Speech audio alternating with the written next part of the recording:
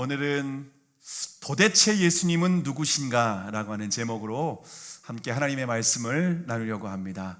말씀을 통해서 우리 각자에게 들려주시는 주님의 음성을 듣는 시간이 되기를 주님의 이름으로 축복합니다. 여러분은 예수님을 누구라고 생각하십니까? 요한복음을 기록한 목적은 예수님께서 누구신지 가르쳐 주시기 위해서 기록을 했습니다. 그런 의미에서 오늘 본문은 요한복음의 결론이라고 말할 수가 있습니다. 요한복음은 사실상 20장에서 끝이 납니다. 21장은 요한복음의 부록이라고 이해하시면 되겠습니다. 자, 그런데 요한복음의 마지막 결론에서 소개되는 인물은 누구입니까? 베드로가 아니라 도마를 통해서 요한복음의 결론을 내려주고 있습니다. 여러분, 오늘 본문에서 소개되고 있는 디두모라 불리고 있는 이 도마를 우리에게 소개하고 있는데요. 도마는 히브리명이고 디두모는요 헬라명입니다. 둘 다 뜻은요 쌍둥이라고 하는 의미를 갖고 있습니다. 도마는 다른 복음서에는 이렇게 자주 등장하는 인물이 아닙니다.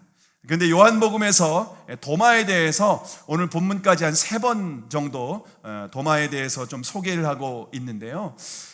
도마에 대해서 나오는 내용을 한번 보면은요, 도마는 아주 현실적이고 정확한 사람입니다. 미적지근한 것을 제일 싫어하는 사람입니다. 자신이 믿으면은요 믿는다고 하고요, 안 믿어지면 안 믿어진다고 그렇게 얘기하는 사람입니다. 도마는 대충 넘어가는 것을 아주 싫어하고요, 확실한 것을 좋아하는 성격의 소유자입니다. 저와 여러분 중에서도 그런 분들이 있지 않습니까? 어떤 사람들은 그냥 몰라도 안다고 그냥 넘어가고, 싫어도 그냥 좋다고 하고 넘어가는 그런 분들이 있는데요, 어떤 사람은요 싫은 건 싫다고 얘기합니다. 그리고 모르는 건 모른다고 얘기합니다. 또 믿어지는 것은 믿어진다고 하지만은요, 안 믿어지는 것은 나 믿지 못하겠다, 그렇게 하지 않습니까? 근데 여러분, 저는요 신앙생활을 어쩌면 이렇게 도마처럼 하는 것이 저는 좀 필요하다고 생각을 합니다. 우리가 믿어지지도 않는데 그냥 대충 믿어진다고 그렇게 하고 넘어가다 보면은요 나중에 그것이 정말 우리의 신앙에 있어서 큰 문제가 되는 것을 얼마나 많이 경험하게 되는지 모릅니다. 자, 그런데 어느 날 도마가 없는 자리에 부활하신 예수님께서 제자들에게 나타나시게 됩니다. 문들이 모두 닫혀 있었습니다. 근데 주님께서 어떤 방법으로 어떻게 나타나지는 모르겠어요. 그런데 부활하신 신령한 몸으로 제자들에게 찾아오셨습니다. 그 문을 신령한 몸으로 통과해서 오셨는지 아니면 호련히 주님께서 나타나셨는지는 모르겠는데, 어쨌든 부활하신 몸이 어떤 물질적인 세계에 제한되지 않다라고 하는 것은 우리가 분명히 알 수가 있습니다. 두려움 가운데 떨고 있는 제자들에게 주님께서 나타나셔서 너희에게 평강이 있을지어다, 그런 말씀을 하십니다. 자, 그런데 이렇게 중요한 자리에 부활하신 주님께서 제자들에게 나타나셔서 보여주시는 그 자리에 도마가 빠졌습니다. 다른 제자들은 다 있었습니다. 근데 도마만 그 자리에 제외되어 있습니다. 여러분, 우리가 신앙생활 하다 보면은요, 공동체 가운데에 믿음이 연약하거나 좀 의심이 많은 분들을 좀 보게 됩니다. 그런데 믿음이 연약하거나 의심 가운데 넘어지는 분들을 보면은요, 대부분 은혜 받는 자리, 정말 중요한 자리에 빠지는 분들이 그렇게 은혜 받지 못하고 믿음에 이렇게 넘어지는 경우가 많이 있습니다. 중요한 자리에 빠지게 되면은요, 은혜 받는 자리에 빠지게 되면은요, 우리가 영적으로 성장할 수 없게 되는 겁니다. 그러면요, 의심 가운데에 내 마음과 생각이 사로잡혀서 결국에는요, 영적으로 심각한 문제를 경험하는 모습들이 정말 많이 있습니다. 지금 우리가 코로나19 때문에 함께 공동체에 모이지 못하고 있습니다. 우리가 공동체에 함께 모여서 예배를 드리고 교제하는 것이 얼마나 소중한지 이 시간을 통해서 우리가 다시 한번 깨닫게 되는 것 같습니다. 이제 코로나19가 진정되고 우리가 함께 모여서 예배 드리게 될 때에 우리가 정말 중요한 자리, 은혜 받는 자리, 좀 하나님이 함께 하시는 그런 자리에는요, 저와 여러분이 정말 제외되지 않고 늘 함께하고 그러한 자리를 특별히 더 사모하는 저와 여러분이 되기를 주님의 이름으로 축원합니다. 왜냐하면 우리가 이 은혜 받는 자리, 예배하는 자리, 정말 믿음을 더욱더 강하게 성장하는 자리에 빠지게 될 경우에는요, 항상 사단의 올무에 걸려 넘어질 때가, 시험에 빠져서 넘어질 때가 참 많이 있습니다. 그러면 항상 우리가 기억해야 될 것은 무엇인가 하면요, 사단의 첫 번째 타겟은 누구인가 하면요, 여러분, 무리에서 이탈한 사람입니다. 무리에서 이탈한 사람은 항상 사단의 첫 번째 타겟이 돼서 정말 사단의 시험과 유혹에 빠져 넘어지는 것을 우리가 기억하시고 늘 공동체 가운데 함께하고 은혜의 자리에 함께하는 저와 여러분이 되길 주님의 이름으로 축원합니다. 자, 주님을 만난 후에 제자들이 도마에게 찾아갔습니다. 그리고 아주 부활의 기쁜 소식을 전했습니다. 자, 그러면 제자들이 전하는 이 부활의 기쁜 소식을 들은 도마의 마음은 어땠을까요? 여러분, 도마만 제외된 자리에 예수님이 나타나셔서 부활하셨다라고 하는 그러한 소식을 지금 제자들이 너무 흥분된 감정으로 막 전하고 있는 것입니다. 만약 제가 도마였다면요, 엄청난 충격을 받았을 것이 분명합니다. 왜냐하면요, 왜 하필 내가 없는 자리에 부활하신 주님이 나타나셨단 말인가? 여러분, 정말 주님이 부활하신 게 사실일까? 도마는요, 확인해야 되는 사람입니다. 확인해야 되는데 다른 제자들은 다 봤다는 겁니다. 그리고 부활하셨다는 겁니다. 근데 그런 자리에 도마가 제외됐습니다. 의심도 들고 도마 마음 가운데 더욱 심각한, 더욱 어려운 마음은 무엇인가 하면요, 내가 주님께 버림받은 것은 아닐까? 도마 마음 가운데 이런 절망감이 있었을 것이 분명합니다. 왜 내가 없는 자리에 나타나셨을까? 나도 있는 자리에 부활하신 주님이 나타나셨으면 얼마나 좋았을까? 나는 주님이 버리신 건 아닐까? 내가 주님을 외면하고 두렵다고 무서워서 도망가자. 주님은 왜 나만 버린 것일까? 왜 나만 제외된 것일까? 그런 은혜로운 자리에 왜 나만 함께하지 못하고 이렇게 버림받았을까? 여러분, 저와 여러분이 신앙생활 하다 보면 때로는 의심이 들 수도 있고요, 또 회의가 찾아올 수도 있습니다. 근데 의심과 회의보다 더욱 심각한 문제는 뭐냐면요, 낙심과 절망입니다. 주님이 나를 버린 거 아닐까? 주님이 나를 외면하시는 것 아닐까? 그러한 우리의 마음 가운데에 낙심과 절망감이 오히려 더 영적으로 심각한 문제라고 하는 것을 저와 여러분이 기억하시면 좋겠습니다. 자, 그러면 제자들의 말을 듣고 도마가 어떻게 반응했습니까? 도마가 제자들의 말을 듣고 어떻게 반응했는지 오늘 본문 25절의 말씀, 25절을 함께 읽겠습니다. 자, 시작. 다른 제자들이 그에게 이르되 우리가 주를 보았노라 하니 도마가 가로되 내가 그 손의 못자국을 보며 내 손가락을 그 못자국에 넣으며 내 손을 그 옆구리에 넣어보지 않고는 믿지 아니하겠노라 하니라.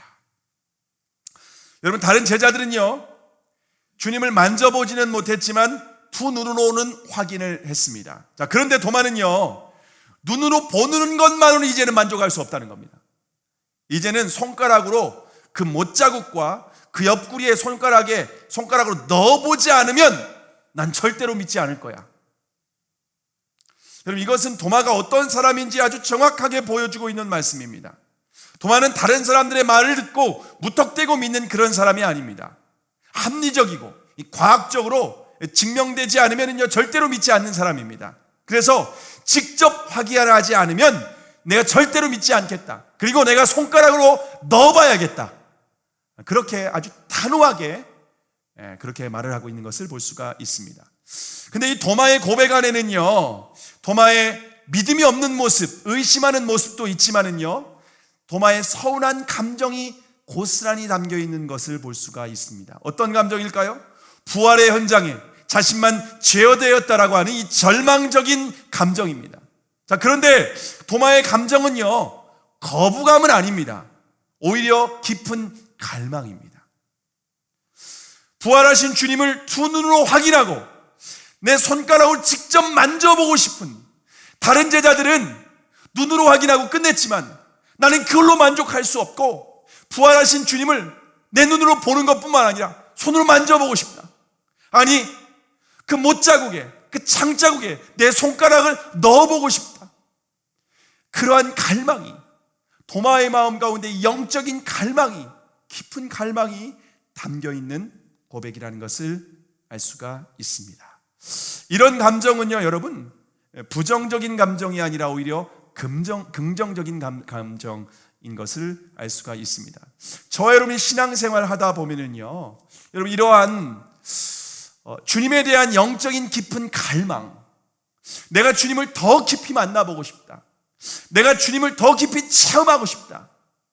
어떤 사람은 이렇게 정말 주님을 인격적으로 더욱더 극적으로 만나가지고서 정말 뜨겁게 주님을 사랑하고 정말 뜨겁게 신앙생활을 하고 있는데, 왜 나는 그런 은혜가 임하지 않을까? 왜 주님은 나에게 그렇게 기도를 해도 이렇게 응답해 주시지 않는 것일까? 여러분 그러한 마음을 가지고 주님을 향해서 우리가 깊은 갈망을 가지고 더욱 은혜를 구하고 더욱 사모하고 성령의 임재와 주님의 역사하심을 저희가 사모해야 되는 줄을 믿으시기를 바랍니다. 예레미야 29장 12절에 13절에 보면은요, 너희는 내게 부르짖으며 와서 내게 기도하면 내가 너희를 들을 것이요 너희가 전심으로 나를 찾고 찾으면 나를 만나리라. 주님 우리에게 분명하게 약속하십니다. 부르짖고 기도하면 내가 귀를 기울이고 너희를 들을 거야. 그리고 전심으로 찾고 찾으면 주님은 만나주시겠다고 약속하십니다. 중요한 것은 우리가 전심으로 나가야 됩니다. 주님 앞에 주님 만나주셔도 좋고요, 주님 만나주시기 싫으면 할 수 없고요, 그런 것이 아니라 주님 반드시 만나주셔야 됩니다. 주님은 부르고 주님을 찾고 두드리고 구하고, 그렇게 전심으로 주님을 찾고 또 찾는 사람들에게 주님 만나주시고 놀라운 은혜로 함께 하시는 줄을 믿으시기를 바랍니다. 자, 그러면 예수님께서 도마에게 어떻게 하셨을까요? 오늘 본문 26절입니다. 26절의 말씀 함께 읽어볼까요? 자, 시작. 여드레를 지나 제자들이 다시 집 안에 있을 때에 도마도 함께 있고 문들이 닫혔는데 예수께서 오사 가운데 서서 가라사대 너희에게 평강이 있을지어다 하시고. 자, 여러분, 주님께서 제자들에게 나타나신 지 이제 여드레가 지났다라고 말씀을 하고 있습니다. 도마의 마음 가운데 영적인 갈급함이 더 가득 차오르고 있는 상황입니다. 그런데 도마의 마음이 거부감이 아니라 영적인 갈급함이라는 것을 어떻게 알 수 있습니까? 만약 도마가 강한 거부감이 있었다면요, 분명히 공동체를 떠났어야 됩니다. 자, 그런데 여드레가 지났음에도 불구하고 도마는 여전히 공동체 가운데 남아있는 것을 볼 수가 있습니다.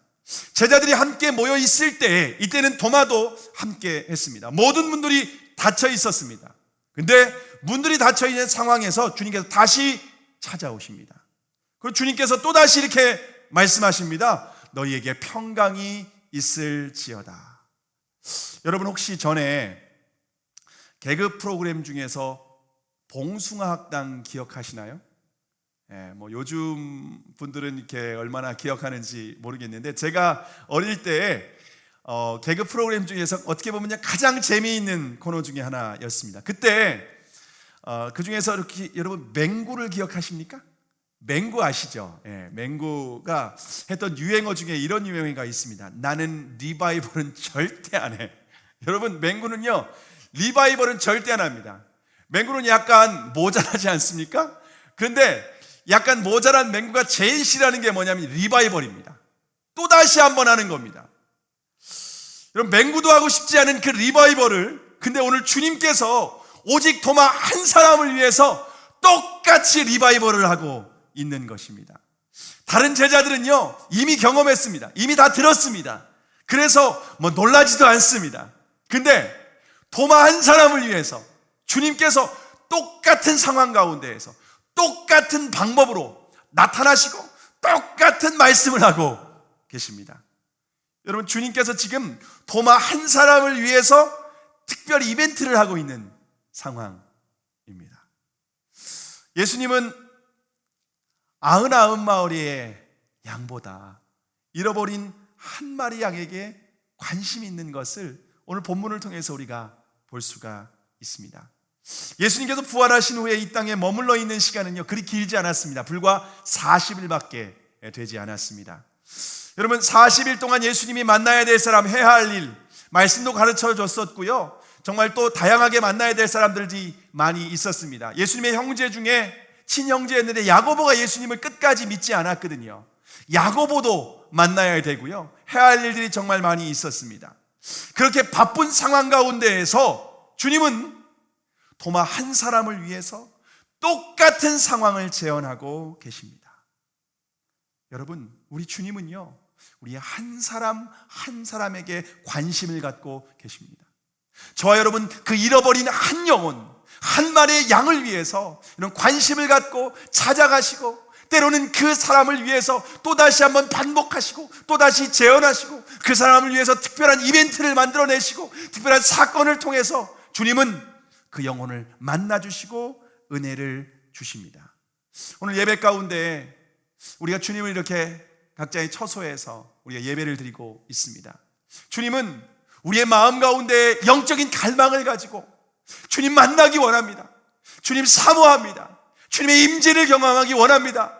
그러한 전심으로 나오는 그 영혼을 주님께서 바라보시고 그를 만나주시고 그 한 영혼에게 은혜를 베풀어 주시는 줄을 믿으시기를 바랍니다. 자, 여러분, 도마가 그 예수님을 만난 후에 정말 큰 충격을 받았습니다. 놀라서 아마 입이 다물어지지 않았을지 모릅니다. 그런데 도마가 더욱 충격받은 것은 무엇일까요? 오늘 본문 27절입니다. 오늘 27절 함께 읽어볼까요? 자, 시작. 도마에게 이르되 내 손가락을 이리 내밀어 내 손을 보고 내 손을 내밀어 내 옆구리에 넣어보라. 그리하고 믿음 없는 자가 되지 말고 믿는 자가 되라. 여러분, 지금 예수님께서 도마에게 하시는 말씀 어디서 들어본 말씀 아닙니까? 좀 익숙하죠? 여드레 전에, 8일 전에 도마가 불신앙과 부정적인 감정을 쏟아내면서 던진 말입니다. 이건 도마가 기도가 아니에요. 친구들한테 한 말입니다. 다른 제자들에게 정말 툭 던진 말입니다. 놀라운 사실은요, 주님께서 도마에게 그 한 말을 한 단어도, 한 문장도, 그 어떤 것도 놓치지 않고 한 글자 한 글자 그대로 듣고 그대로 기억하시는 것을 볼 수가 있습니다. 여러분, 도마가 주님이 하신 이 말씀을 듣고 얼마나 충격을 받았을까요? 여러분, 근데 주님은요, 도마의 말만 듣고 계시는 것이 아니라 저와 여러분의 말도 한마디 한마디를 다 듣고 계신다는 것, 여러분 믿으십니까? 제가 2003년 겨울이었거든요. 이제 1월쯤이었는데 제가 이스라엘을 갔다 와서 학교 휴학을 하고 이제 3월에 복학하기 전에 서울에 있는 그 온누리교회에서 있는 그 이스라엘 선교회, 그리고 이제 그 당시에 신촌 쪽에 또 사무실이 있었는데 그 이스라엘 선교회에서 좀 사역을 하고 있을 때였습니다. 그때 제가 신발을, 제가 그때 뭐 자취집에서 그냥 얹혀 살고 있는 상황이다 보니까 신발은 딱 하나였습니다. 정장용 구두. 예. 제가 가지고 있는 신발 딱 하나였거든요. 근데 제가 그 당시에 입고 다니던 옷은요, 청바지의 캐주얼 복장이었습니다. 근데 정장용 구두가 캐주얼 청바지에 이렇게 잘 어울리지 않는 겁니다. 근데 저하고 함께 이렇게 자취해서 살고 있던 그 형 중에 한 명은 주로 이제 그 정장을 입고 직장 출근을 하는 사람입니다. 근데 그 형도 신발이 딱 하나인데 그 형 신발은 청바지 캐주얼에 신는 단화였던 거예요. 그러다 보니까 발 사이즈도 같고, 그래서 서로 무좀도 있고 뭐 냄새도 나지만 서로 스타일을 좀 맞추기 위해서 바꿔 신었습니다. 그래서 제가 형의 캐주얼 신발을 신고 또 형은 신사용 구두를 신었습니다. 자, 그런데 제가 이제 시골에 구정 연휴 때였던 것 같아요. 그때 이제 내려오기 위해서 서울서 대전까지 이제 기차를 타고 내려와서 이제 시골로 가는 그 기차를 기다리기 위해서 대전역 대합실에서 잠시 기다리고 있었습니다. 근데 제가 그냥 제 신발을 바라봤는데 제 신발이 아니잖아요. 저하고 함께 자취하고 있는 아는 형 신발이잖아요. 그래서 그냥 신발을 바라보면서 제가 무심코 이렇게 툭 던졌습니다.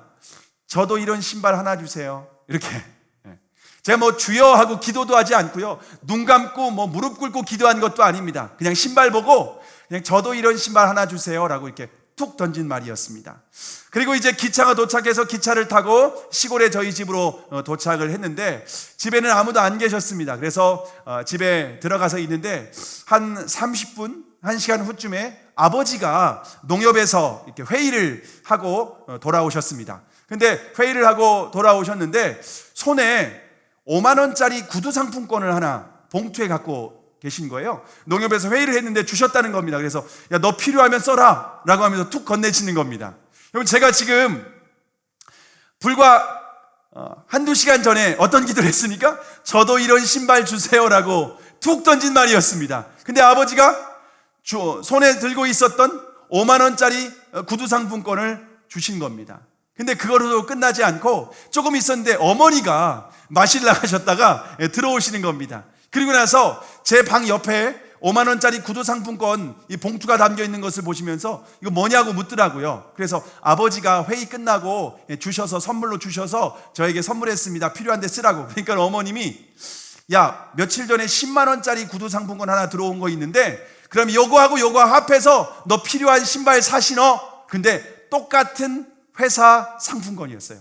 금강제화 상품권 5만 원짜리와 10만 원짜리 15만 원이 들어와서 여러분, 불과 제가 기도한 지 3시간도 안 됐는데 15만 원이 상품권이 저에게 들어오는 겁니다. 여러분, 저는요 얼마나 그때 감동을 받았는지 모릅니다. 주님이 내가 툭 던진 그 한마디를 기억하고 계시고 곧바로 응답하시는 경험을 하면서 정말 내 말의 모든 말을 주님이 듣고 계시는구나. 여러분, 제가 얼마나 감동을 받았는지 모릅니다. 그리고 15만 원짜리 구두를 사가지고서 제가 그 신발을 신학교 다니면서 2학년 때 신고 다녔는데 하나님이 주신 신발 이러면서 제 단화를 신고 다녔던 경험이 있습니다. 그리고 여러분, 제가 우리 교회를 건물을 계약할 때 제가 이제 건물주와 함께 부동산에서 서로 건물을 계약을 다 했는데 이제 모든 계약이 다 끝났습니다. 그리고 나서 마지막으로 건물주한테 부탁할 게 있으면요 부탁해보라는 겁니다. 그래서 그때 당시에 우리 이 교회 건물이 모든 1층과 2층이 지금 보일러가 다 깔려 있지 않습니까? 그래서 우리가 쾌적한 환경 가운데에서 예배할 수 있는데 그 당시에 기름 보일러로 이 모든 보일러가 운영이 됐습니다. 그러다 보니까 기름값이 수십만 원이 한겨울에는요 1, 2층 다 떼면은요 거의 100만 원 가까이 나와야 되는 그런 상황이었습니다. 그때 제가 그냥 건물주에게 이런 부탁을 했습니다. 아직 건물이 기름 보일러로 운영이 되고 있는데 도시가스로 좀 교체해주면 참 좋을 것 같습니다. 그래서 그러면 연료비가 좀 절감돼서 우리가 생활하는데 좀 앞으로도 큰 도움이 될 것 같습니다 라고 했는데 알아보니까 저희 건물까지는 도시가스 배관 라인이 연결이 안 된 겁니다. 근데 이것을 이제 건물주가 만약에 하려고 하면요 수천만 원이 들어가는 엄청난 비용이 들어갑니다. 그래서 저희가 그렇게까지 요구할 수는 없으니까 그러면 나중에 여기 건물 앞으로 도시가스 배관이 들어오면 그때는 꼭 교체해 주시면 좋겠습니다 라고 해서 건물주가 그때 그럼 알았다고 했습니다. 그때 도시가스가 언제 들어올 것인지에 대한 구체적인 생각 단 한 번도 해본 적도 없고요 알아본 적도 없습니다. 그냥 막연하게 툭 던진 말이었습니다. 자, 그리고 저희가 5월 첫째 주간부터 이 건물 인테리어를 시작을 했습니다. 자, 그런데 한 셋째 주쯤이었을까요? 저희가 건물 인테리어가 진행되고 있을 때 셋째 주쯤에 이 교회 앞에 있는 전봇대에 안내문이 하나 딱 붙은 겁니다.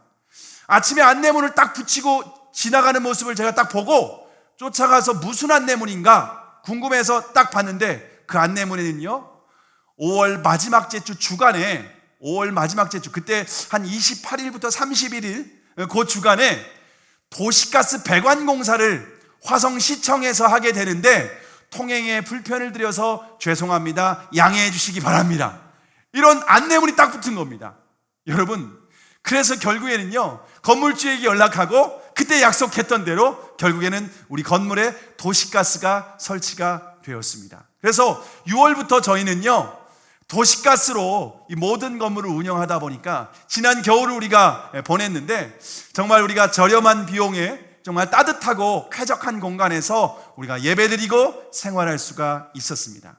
주님은 우리가 그때 그냥 무심코 던진 말이었는데 그것을 그대로 기억하고 계셨다가 저희가 들어올 때 정확하게 응답하신 것을 경험하면서 정말 소름 끼치도록 주님 앞에 감사하며 주님 앞에 감동받은 것이 지금도 잊지 않고 기억하고 있습니다. 여러분, 주님께서는 저와 여러분의 입술에 나오는 그 모든 고백들, 그 모든 말을 듣고 계십니다. 시편 139편 4절에 보면은 여호와여, 내 혀의 말을 알지 못하시는 것이 하나도 없으시니이다. 주님은 내가 하는 말 다 듣고 계신다는 겁니다. 다 알고 계신다는 겁니다. 주님, 우리가 믿음의 말을 하는 것도 듣고 계십니다. 심지어 우리가 불신의 말도 듣고 계십니다. 이스라엘 백성들이 광야에서 불신의 말을 했을 때에 주님께서 어떻게 하셨습니까? 내 귀에 들린 대로 너희에게 응답하리라. 여러분, 주님은 모든 것을 다 듣고 계십니다. 믿음의 말뿐만 아니라 불신의 말도 듣고 계십니다. 감사의 말뿐만 아니라 불평의 말도 다 듣고 계십니다. 그러므로 저와 여러분이 입술의 모든 말이 여러분 믿음의 말을 할 수 있기를 바랍니다. 불평의 말이 아니라 감사의 언어를 우리가 하실 수 있기를 바랍니다. 믿음의 고백을 하실 때에 주님은 저와 여러분의 기도를 들으시고 모든 말을 들으시고 응답하시는 줄을 믿으시기를 바랍니다. 자, 그러면 도마가 부활의 주님을 만난 후에 어떻게 고백을 합니까? 오늘 본문 28절입니다. 오늘 본문 28절의 말씀, 28절을 함께 읽어볼까요? 시작. 도마가 대답하여 가로되 나의 주시며 나의 하나님이시니이다. 여러분, 도마가 지금 예수님의 부활을 확인한 후에 주님 앞에 이렇게 고백을 합니다. 그런데 이 고백은요 단순히 예수님 부활이 사실이군요, 예수님 주님에서 부활하셨군요 라고 하는 이 고백 이상의 고백을 하고 있습니다. 도마는 지금 예수님의 정체성을 아주 분명하게 드러내는 아주 놀라운 고백을 하고 있습니다. 그럼 도마는 예수님에게 어떤 분이라고 고백을 하고 있습니까? 도마는 예수님에게 이렇게 고백합니다. 나의 주시며 나의 하나님이십니다. 도마는 예수님이 창세 전부터 하나님과 함께 하셨던 그 하나님이라고 하는 이 놀라운 고백을 하고 있습니다. 뿐만 아니라 도마는 예수님께서 천지만물을 창조하신 만물의 주님이시라고 하는 놀라운 고백을 그 예수님 앞에, 부활하신 주님 앞에 하고 있는 것을 볼 수가 있습니다. 여러분, 요한복음에는 도대체 예수님이 어떤 분이신가 수많은 사람들이 궁금해했습니다. 그래서 요한은 이 요한복음의 7가지 표적을 중심으로 예수님이 누구신지 우리에게 가르쳐주고 있습니다. 첫 번째 표적은 가나의 온인잔치 집에서 사물의 질을 초월해서 물이 포도주로 바뀌는 기적을 행하셨습니다.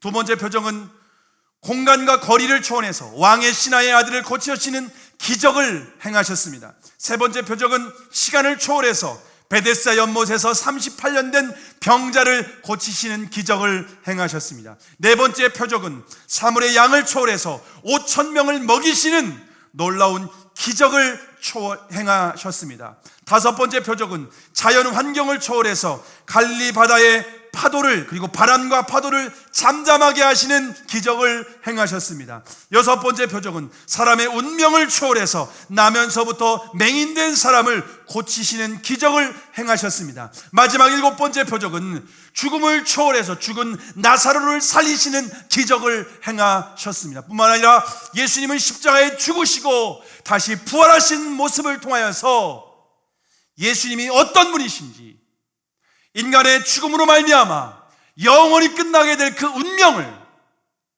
예수님이 죽음을 초월하는 이 부활을 통하여서 제자들이 직접 보고 손으로 만지고 확인할 수 있게 하셨습니다. 여러분이 부활하신 주님을 누구라고 고백하시겠습니까? 예수님은 많은 사람들이 4대 성인 중에 한 분으로 생각을 합니다. 예수님은 4대 성인 중에 한 분이 아닙니다. 예수님은 천지 만물을 창조하신 창조주 하나님이십니다. 예수님은 하나님과 본질적으로 똑같으신 분이십니다. 예수님은 창세 전부터 계셨습니다. 예수님은 모든 만물을 창조하신 만물의 주인이십니다. 여러분, 저와 여러분이 예수님이 누구신지 아는 일에 우리의 모든 것을 올인해야 됩니다. 예수님이 정말 하나님이시라면 여러분, 우리가 그분의 말씀에 결코 우리가 소홀해서는 안 됩니다. 귀를 기울이고 그 주님의 말씀에 우리가 전심을 다해서 우리가 생명을 다해야만 합니다. 그런데 예수님이 누구신지 다른 사람들의 말을 통해서 여러분, 우리가 아는 것으로 끝나서는 안 됩니다. 우리는 개인적으로 주님을 만나야 됩니다. 도마와 같이 영적인 갈망을 가지고 은혜를 구해야 됩니다. 아직 내가 개인적으로 주님을 만나지 못했다면 창조주 하나님, 살아계신 하나님, 전능하신 그 하나님, 그 예수 그리스도를 나 개인적으로 만나게 해달라고, 경험하게 해달라고. 여러분, 그래서 나의 주님, 나의 하나님이라고 고백하는 그 고백이 있어야 되는 줄을 믿으시기를 바랍니다. 도마의 고백을 들으신 주님께서 그럼 어떻게 말씀하십니까? 오늘 보면 29절입니다. 29절을 함께 읽겠습니다. 시작. 예수께서 가라사대 너는 나를 본고로 믿느냐? 보지 못하고 믿는 자들은 복되도다 하시니라. 예수님의 말씀에는요, 믿음의 두 가지 종류가 있다는 것을 볼 수가 있습니다. 첫 번째는 보는 믿음과 두 번째는 보지 못하고 믿는 믿음입니다. 예수님의 제자들은 모두 부활을 보고 믿었습니다. 왜냐하면 부활하셨다는 소식을 들었을 때에 제자들 중에 그 누구도 믿지 않았기 때문에 그랬습니다. 심지어 마태복음 28장 16절에서 17절에 보면은 11 제자가 갈릴리에 가서 예수의 명하시던 산에 이르러 예수를 보고 경배하나 오히려 의심하는 자도 있더라. 11명의 제자 중에서 예수님을 봤지만 그 중에 오히려 의심했던 제자도 있다고 말을 하고 있습니다. 그런데 저와 여러분은 예수님의 부활을 직접 보고 믿는 것이 아닙니다. 저와 여러분은 예수님의 부활을 보지 못했지만 믿어야 되는 사람들입니다. 근데 주님은 중요한 것은요, 저와 여러분이 보고 믿는 것보다 보지 않고 보지 못하고 믿는 것이 더욱 복된 믿음이라고 우리에게 말씀을 하고 있습니다. 자, 그러면 보지 않고 믿는 믿음이 복된 믿음이라고 하는데, 그럼 우리가 어떻게 주님의 부활을 보지 못하고도 믿을 수 있을까요? 어떻게 보지 못하고 우리는 믿을 수 있을까요? 근데 사실 우리의 믿음은요, 우리가 살아가면서 믿는, 우리가 믿음을 갖고 있는 것들이 참 많이 있는데요, 그런 믿음은요, 사실을 알고 보면은요, 보지 못하고 믿는 것들이 참 많이 있습니다. 그런데 우리는 보지 못했지만, 확인하지 않았지만 믿는 경우들이 정말 많이 있습니다. 지금 전 세계로 확산되고 있는 이 코로나19 바이러스가 여러분 실제로 존재한다고 믿습니까?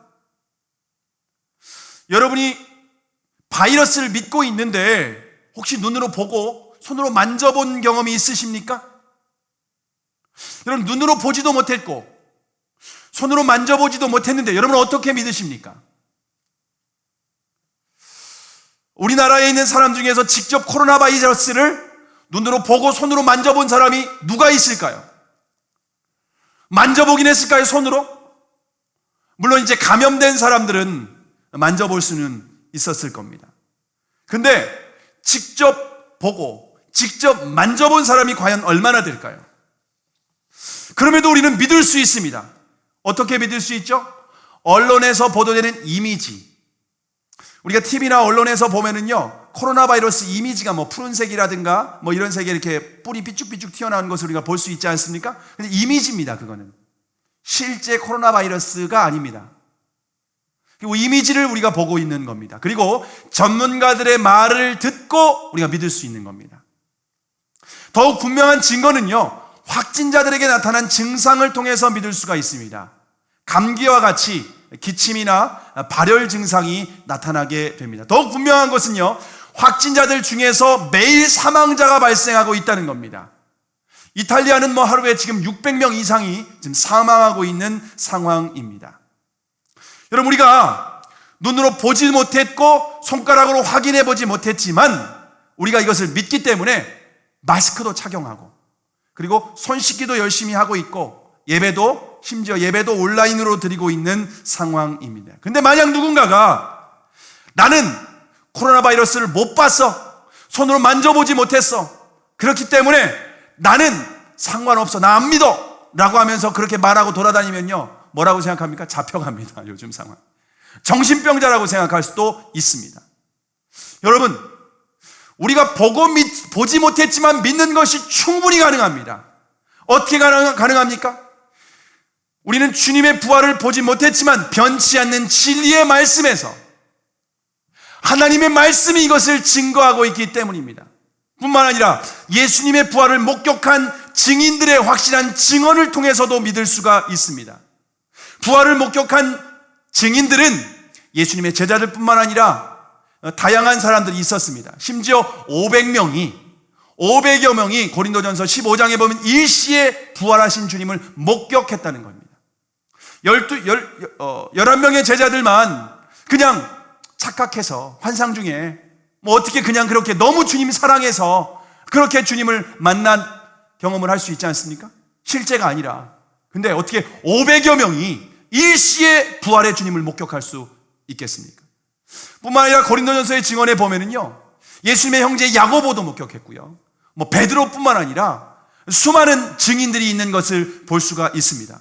더욱 놀라운 것은요, 예수님의 이 부활을 목격했던 예수님의 제자들은요, 예수님이 십자가에 못 박히실 때 어떻게 했던 사람들이냐면요, 두려워서 다 도망갔던 사람들입니다.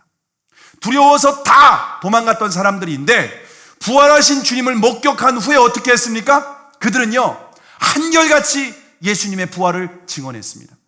예수님 부활하셨다, 너희가 십자가에 못 박은 그 예수님이 다시 살아나셨다, 이것을 증언했어요. 여러분, 이것을 증언할 때 그들에게 얻는 유익이 뭘까요? 하나도 없습니다.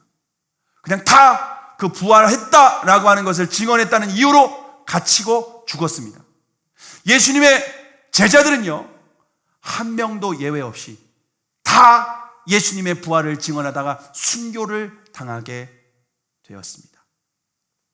여러분, 어떻게 소중한 생명을, 거짓이었다면, 부활이 사실이 아니었다면 어떻게 가장 소중한 생명을 초계와 같이 버릴 수 있습니까? 여러분, 뿐만 아니라 부활을 목격한 제자들은 지금 다 죽었습니다. 그러나 지금도 성령의 역사하심으로 예수님은 부활하셨다고, 예수님은 나의 주님이라고, 예수님은 나의 하나님이라고 믿는 그러한 제자들이 전 세계에서 그리고 공동체 안에서도 있는 것을 여러분 보고 예수님의 부활을 믿으실 수 있기를 바랍니다. 자, 그러면 예수님은 하나님이신데 그 창조주 하나님이 왜 십자가에 죽으셔야만 했을까요? 왜 그 창조주 하나님이 물과 피를 다 쏟으시고 십자가에 죽으셔야만 했을까요? 오늘 본문 30절과 31절, 오늘 마지막 절인데요, 함께 읽겠습니다. 시작. 예수께서 제자들 앞에서 이 책에 기록되지 아니한 다른 표적도 많이 행하셨으나 오직 이것을 기록함은 너희로 예수께서 하나님의 아들 그리스도이심을 믿게 하려 함이요 또 너희로 믿고 그 이름을 힘입어 생명을 얻게 하려 함이니라. 왜 하나님이, 왜 예수 그리스도께서 십자가에 죽으셔야 했습니까? 그것은 하나님의 아들을 믿고 우리에게 생명을 주시기 위한 목적이라고 말씀하고 있습니다. 저와 여러분의 인생은 모두 죽음으로 끝나게 될 비참한 운명입니다. 왜냐하면 한 번 죽는 것은 사람에게 정하신 것입니다. 그러나 사람은 죽음으로 끝나는 것이 아니라 반드시 하나님의 심판이 있습니다. 그 심판을 통해서 죄인들은 반드시 영원히 지옥의 형벌을, 영원한 지옥의 형벌을 받게 될 수밖에 없습니다. 그러나 누구든지 예수님께서 십자가에 죽으시고 부활하신 그 예수님, 나의 죄를 해결하시기 위해서 십자가에 죽으시고 부활하신 그 예수 그리스도, 나를 영원한 생명을 주고 천국을 인도하시기 위해서 십자가에 죽으시고 부활하신 그 예수 그리스도를 나의 주님으로, 나의 하나님으로 믿는 사람들은 영원한 생명, 그 영원한 생명을 주시기 위함이라고 우리에게 약속하고 있습니다. 이것이 성경을 기록한 목적입니다. 여러분은 예수님께서 하나님이심을 믿으십니까? 예수님께서 나의 죄를 위해서 십자가에 죽으시고 부활하셨다는 이 복음을 믿으십니까? 예수 그리스도께서 나의 주님이시며 나의 하나님이시라고 고백하셨습니까? 도마는 예수님을 나의 주, 나의 하나님이라고 고백을 했습니다. 믿지 않았었지만 부활의 주님을 확인하고 나의 주님, 나의 하나님이라고 고백한 후에 도마는 제자들 중에 가장 먼 곳 인도까지 가서 복음을 전했습니다. 지금도 인도에 가면 도마가 전한 이 복음의 흔적이 여전히 남아 있고 교회가 세워져 있습니다. 도마는 인도에서 예수 그리스도의 십자가와 부활의 복음을 전하다가 마지막에는 순교를 당하게 됩니다. 도마는 확인했기 때문에, 만져봤기 때문에, 나의 주, 나의 하나님이라고 고백한 그 도마의 삶은 그 주님을 위해서 자신의 생명을, 왜? 나는 예수님과 같이 부활하게 될 것을 확신하기 때문입니다. 그 생명을, 그 복음을 위해서 아낌없이 헌신을 했습니다. 저와 여러분이 예수 그리스도의 복음을 믿고 그 예수님이 나의 주님이시고 그 예수님이 나의 하나님이라고 믿는다면 저와 여러분이 어떻게 살아가야 할까요? 저와 여러분은 그 예수님을 믿는 믿음에 합당한 삶을 살아가고 있습니까? 도대체 예수님은 누구신가?